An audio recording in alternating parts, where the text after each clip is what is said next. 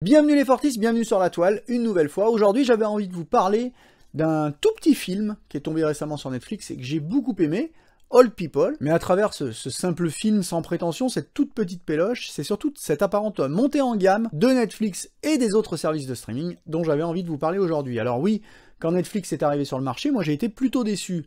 Comme certains d'entre vous, je pense sincèrement, je vivais depuis des années avec ces pubs de Netflix à l'arrière de comics en provenance des États-Unis et je fantasmais Netflix.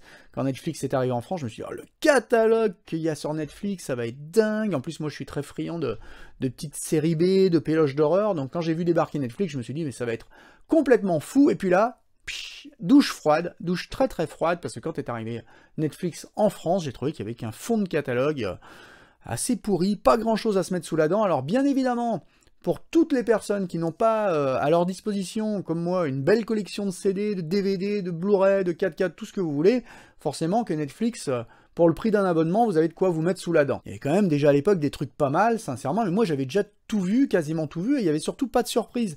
Pas de petites péloches de derrière les fagots, pas de petits trucs que je connaissais pas, c'était vraiment du fond de catalogue, et je trouve même que ça a périclité pendant un petit moment, parce que pour le coup, il y a eu vraiment des moments où Netflix mettait en avant des trucs. Moi, je sortais à l'époque, je bossais dans l'Ocas, comme vous le savez, et je voyais Netflix mettre en avant premier, deuxième, troisième des visionnages en France aujourd'hui, et des trucs ineptes, des péloches obscures avec Nicolas Cage qui intéressait personne, à 1 € en DVD dans les bacs à soldes, et c'était ce contenu-là que Netflix France poussait en avant, sans compter toutes les conneries avec Cadmerade et tout ça que moi perso je supporte pas. Donc vraiment il n'y avait pas grand chose, j'étais assez déçu, et puis on nous promettait monts et merveilles, et force est d'avouer qu'encore aujourd'hui Netflix n'a pas vraiment accouché d'un chef-d'œuvre unanimement reconnu par la profession. Ils ont essayé, hein. Il y a eu des choses, des tentatives dans ce sens, on se rappelle du Roma de Cuarón.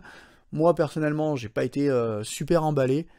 C'est pas mon type de cinéma non plus à la base, hein, mais moi j'ai pas trouvé ça ouf. Et franchement, depuis les débuts de Netflix, puis qu'ils ont commencé à faire de la prod comme ça, massivement, à sortir leurs propres produits, et je parle volontairement de produits, parce que c'est marketé comme des produits, on fait venir des stars, on fait venir des grands réalisateurs, mais est-ce qu'ils ont vraiment toute liberté pour accoucher du produit qu'ils ont envie de présenter? J'en sais rien, parce que finalement on voit arriver des péloches un peu sans saveur, des choses qu'on a l'impression d'avoir déjà vues ailleurs, et puis là, dernièrement, je trouve que ça se réveille un peu.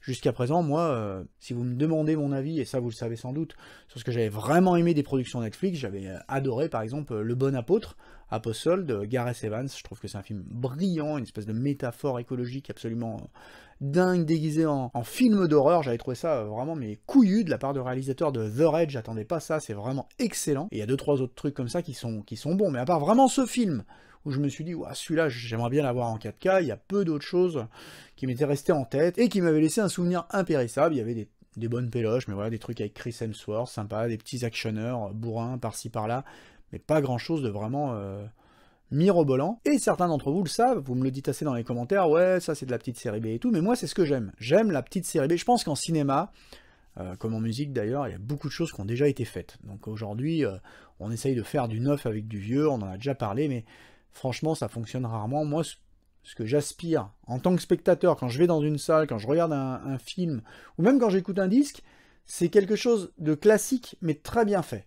Voilà ce que je recherche. Quand je recherche un film d'horreur, une petite péloche de genre, je veux voir quelque chose de bien fait. On applique une recette, je la connais, la recette, moi, les centaines de films et milliers de films que j'ai vus, je la connais, la recette, mais j'ai envie qu'on l'applique, qu'on me fasse un ou deux twists, une ou deux surprises, qu'il y ait quelque chose, une belle mise en scène, que ce soit cool, mais que ce soit fait avec le cœur. J'ai envie de voir des projets intègres. Et quand j'ai fait dernièrement l'émission sur les destinations de films d'horreur, il y en a un qui m'a dit, ouais, c'est des petites péloches, tout ça, mais moi c'est ce que j'aime. J'aime ça, j'aime ces petites péloches bien faites, où on sent l'amour du genre, l'amour du cinéma horrifique par exemple, et il y a quelques années, je commandais énormément de films en zone 1, de petites pellicules comme ça, en espérant découvrir des choses, en espérant avoir des petits frissons. J'ai découvert des trucs très très bien, vraiment tout un tas de petits films, notamment certains films avec Ethan Embry, j'ai découvert vraiment plein de trucs, et c'est vraiment ce que j'espérais pouvoir retrouver un jour sur Netflix, et j'ai l'impression que c'est ce qui est en train d'arriver aujourd'hui avec Netflix. J'ai l'impression qu'il y a quand j'entends monter en gamme, c'est-à-dire qu'on n'a toujours pas de chef-d'œuvre, on n'a toujours pas des choses énormes, des films qu'on verrait récompensés aux Oscars. Je trouve que c'est toujours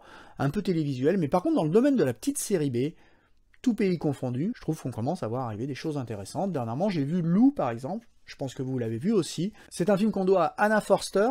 une réalisatrice qui n'a pas fait grand-chose. Elle a réalisé un des derniers Underworld, et puis elle a fait beaucoup de télé, Outlander, Westworld, Jessica Jones, donc des séries qui sont léchées visuellement, je vous dis ça à chaque fois, hein. De toute façon, la télé est vraiment prompte aujourd'hui à s'approprier le talent de ces réalisateurs qui savent profiter de leur cadre, donc elle a une mise en scène élégante, et j'ai trouvé ce film Lou vraiment très intéressant. Alors ce qui est aussi intéressant, c'est de voir à quel point aujourd'hui on peut consommer de l'image chez soi, parce que je me l'étais mis comme ça, tiens, je vais me mettre ça en fond, regardez, et j'ai été vraiment emporté par la première partie du récit, beaucoup moins par la seconde que j'ai vu la matinée suivante. Pour le coup, j'aime pas faire ça, mais là je l'ai vu en 2 fois. La première partie, je l'ai trouvée vraiment excellente. La deuxième partie, un petit peu moins, ça ronronne un peu, mais finalement, je trouve que c'est quand même un bon film, très cruel. Il y a vraiment, on prend au cœur du récit, il y a des relations familiales vraiment perverties, très très cruelles. C'est en même temps tendre d'un certain côté et en même temps violent comme jamais, c'est vraiment très très bien. Lou, en fait, j'ai vraiment aimé ce film. Ça démarre comme ces actionneurs à la Liam Neeson et compagnie, là, mais c'est efficacement mis en scène. Il y a une des premières scènes de baston, là, qui se passe dans une petite cabane. Franchement, l'actrice est convaincante. Je me suis dit, mais ouais, hallucinant, quoi. Une belle gestion de l'espace, dans ce lieu resserré, où il faut se battre avec ce qu'on a sous la main. Je trouvais ça vraiment efficace. Et pour le coup, après, le récit part plus sur une tentative de récit presque intimiste. On fait comprendre aux spectateurs et aux personnages eux-mêmes pourquoi ils sont là, et je trouve que ça fonctionne bien. Lou, c'est vraiment le genre de film que j'ai envie de voir sur Netflix aujourd'hui, comme ce Old People dont on va parler aujourd'hui. Alors bien sûr, un film comme Lou, c'est 5 sur 10 sur IMDb, un film comme Old People, ça doit être à peine plus. Forcément, ce sont des petites péloches d'horreur ou d'action qui plus est, donc forcément... Généralement, ça se ramasse des tôles au niveau des notations, mais il y a plein de films comme ça, hein, qui ont entre 5 et 6 sur 10 sur IMDb, que moi j'adore. Personnellement, je trouve que pour moi, ce sont des 8 ou des 9. All People, je le trouve très bien fait. Et c'est l'exemple parfait, aujourd'hui, pour illustrer cette émission, ce dont j'avais envie de vous parler. Je trouve que c'est un film qui cherche jamais trop à dépasser son statut de série B, mais où la recette qu'on nous resserre une nouvelle fois, ne sent pas le réchauffer, franchement, c'est fait avec le cœur, c'est bien fait, il y a des petites choses qu'on ajoute au récit, qu'on n'a pas trop l'habitude de voir, et franchement, ça fonctionne. Ce film, on le doit à Andy Fletcher. Andy Fletcher, vous allez me dire c'est qui? Ben, je vais vous répondre c'est personne, c'est Nobody, comme tous les réalisateurs, réalisatrices qu'on voit fleurir en ce moment sur les grilles de Netflix. Forcément, c'est des gens qui ont fait de la télé, donc ils n'ont pas de grosse carrière, et ça raconte quoi, ce film Old People? C'est un petit peu le pendant gériatrique du film The Children, un film anglais que j'adore, qui était vraiment bon. Là, pour le coup, Old People, c'est une femme qui se rend avec ses enfants sur une île pour célébrer un mariage, et puis là, à l'occasion de ce mariage, les pensionnaires d'un EHPAD et puis les vieilles personnes présentes sur place vont être saisies d'un accès de folie et massacrer tout ce qui bouge, littéralement. Alors vous allez vous dire tout de suite, ouais, bon, bah, c'est dans l'air du temps, ère post-Covid, histoire d'EHPAD, on va avoir droit à une critique sociale assez ancrée dans le film. Pas vraiment, on y échappe pas, on essaye. Alors j'ai l'impression que le réalisateur, pour le coup, essaye de nous faire une dimension sociale avec les dernières minutes du film, tout ça en filigrane quand même dans le métrage. Il y a quand même cette histoire un petit peu de filiation, de transmission, notre rapport à la vieillesse. Mais franchement, c'est vraiment gommé, c'est plutôt estompé. En fait, on a affaire à un actionneur d'1h40, ça bouge non-stop, ça court dans tous les sens. Ouais, vous ne rêvez pas, hein, c'est des vieux et ça court dans tous les sens. Et j'ai trouvé ça assez puissant, les acteurs convaincants, ça fonctionne bien. Ah oui, il y a un truc que j'ai oublié de vous dire, c'est allemand. Hein. Donc moi, je trouve que c'est toujours agréable de pouvoir découvrir sur Netflix des péloches espagnoles, allemandes, des trucs venus d'autres pays. Personnellement, je suis assez friand de ça. Il y avait quelques années, quand j'achetais encore tous ces DVD... à droite, à gauche, que je faisais venir de tous les pays parce que j'avais envie de les découvrir. J'avais acheté un film, une péloche autrichienne qui s'appelait In Drei Tagen bist du Tod. Alors le Ein et le Zwei, parce qu'il y en a deux de ce film. Le premier est une espèce de démarquage assez habile de la série Scream. Ça ressemble un peu à Scream, tout ça. C'est des gens qui reçoivent un texto et qui meurent 3 jours plus tard, voilà. Il y avait un gros parfum, souviens-toi, l'été dernier dans ce film, mais je trouvais que c'était très bien fait. Et alors la deuxième partie de ce film, le chapitre 2, était impressionnant, ça prenait le contre-pied exact de tout ça, c'est complètement gore, c'est violent, c'est extrêmement hardcore, ça nous prend l'héroïne du premier pour la mettre dans des situations totalement inconfortables, qui n'ont rien à voir avec le premier volet. Et je me rappelle à l'époque, quand j'avais commandé le DVD, d'ailleurs, j'avais reçu un poster à l'intérieur, où c'était un poster, la tête ensanglantée de l'héroïne, et il y avait marqué « Merblut ». Je parle très mal allemand, mais ça voulait dire plus de sang. C'était juste la tagline en gros du film, plus de sang. Ah ouais, du sang, il y en a un. Faut quand même avoir le cœur accroché pour voir ce deuxième chapitre. Bref, moi j'aime bien toutes ces pellicules qui viennent d'un peu partout, là, Allemagne, Angleterre, et là c'est un film allemand, ça se sent, donc c'est un rythme, une façon de parler, de se poser, de filmer à laquelle on n'est pas franchement habitué, et du coup tout est extrêmement bien fait, on sent que le réalisateur a mis beaucoup d'amour dans ce projet, franchement. Alors, si vous y allez en vous disant « ouais, je vais voir un grand film, ah, super, on me l'a conseillé », non, vous allez voir un film classique, très bien fait, avec quelques idées brillantes, ça ressemble un peu au cinéma de Balaguerro, des choses comme ça un petit peu.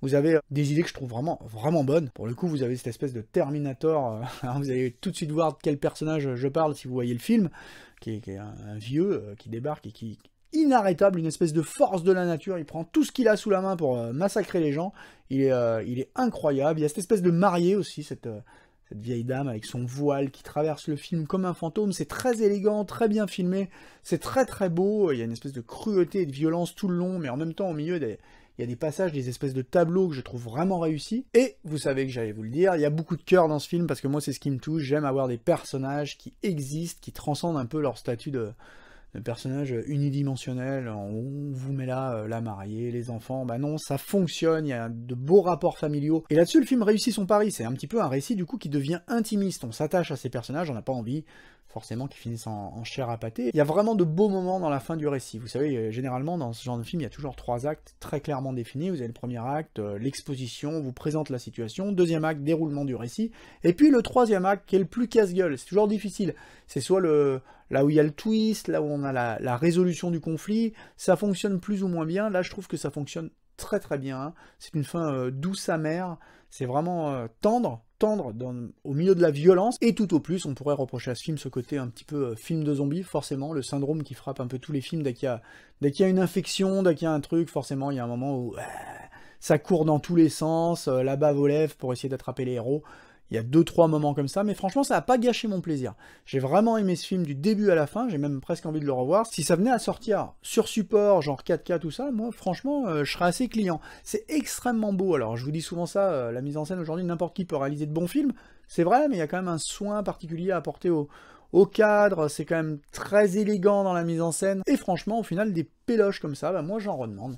Moi, ce Old People, j'étais très fan, je sais pas combien je lui mettrais là, si je dois le noter, mais ça serait un bon 7 sur 10, un 7 du cœur, vous voyez, le genre de 7 que je mets sur un film qui m'a vraiment plu, qui correspond à un 15 sur 20, vous voyez, un film que je pourrais revoir, sans vraiment m'ennuyer. Voilà, et je vais m'arrêter là, parce qu'en réalité, il n'y a pas plus à en dire de ce film, c'est vraiment, comme je vous ai dit, une petite série B qui cherche pas à être autre chose que ce qu'elle est, un pur divertissement, et j'avais envie de vous en parler simplement parce que ça me fait plaisir, enfin, depuis le temps que je paye mon abonnement pour rien, de pouvoir allumer Netflix et de pouvoir dire tiens, ça je connais pas, et d'être tombé sur un, puis 2 films, et puis même un petit peu, pour sortir un petit peu de ça, sur le terrain des films d'action, il y a quand même des choses assez sympas. Je regardais, alors j'ai pas fini de le regarder, là encore j'ai regardé en 2 fois, oui, Conspu et moi, mais je suis en train de regarder le film The Grey Man, avec Ryan Gosling transformé en action star, et Chris Evans, et franchement je trouve ça bien. Je trouve ça très sympa. Alors oui, Ryan Gosling en action star, ça me fait bien marrer, mais le film tient bien la route, c'est très sympa, il y a des belles séquences, c'est totalement classique, mais encore une fois, on n'a pas l'impression de perdre son temps, c'est très agréable à regarder. Puis, il y a un souci dans la mise en scène, quand on voit 2 mecs se taper au milieu de feux d'artifice, ben c'est super bien fait, ça donne une scène qui exploite aussi son décor, donc c'est bien pensé, je trouve que le film, clairement, arrive sur Netflix aujourd'hui, des choses que je trouve plus intéressantes que le catalogue qu'on nous proposait jusque-là. Voilà, c'est tout pour aujourd'hui, je sais pas si vous avez vu ces films, je sais pas ce que vous en pensez, je sais pas si vous êtes d'accord avec moi, que vous avez l'impression que ça monte en gamme, ou si c'est juste moi qui me fais des films, littéralement, que j'ai enfin vu 2-3 trucs, et puis que ça va redevenir encéphalogramme plat dans quelques temps, j'en sais rien. Mais vous pouvez à loisir m'en parler dans les commentaires, après avoir lâché le petit pouce qui va bien, ça c'est important, si vous avez même un petit peu aimé l'émission, ou pas trop, mettez un petit pouce, ça aide toujours le référencement de la chaîne, et je peux espérer comme ça faire des contenus qui vous plairont plus à l'avenir. Un grand merci, parce que je les remercie pas assez, aux abonnés, je vous remercie d'être là, c'est vous qui faites vivre la chaîne, grâce à vous, je peux continuer à tourner, à proposer des contenus, ça me fait vraiment plaisir d'être là, et je reviens très bientôt pour parler Cinoche avec vous, voilà, d'ici là, portez-vous bien, éclatez-vous comme d'habitude, faites tout ce dont vous avez envie, profitez de tout au maximum, sans limitation aucune, et moi je vous dis à la prochaine, ici, sur cette même chaîne, forcément. When you came. What do you see? A man. or a beast.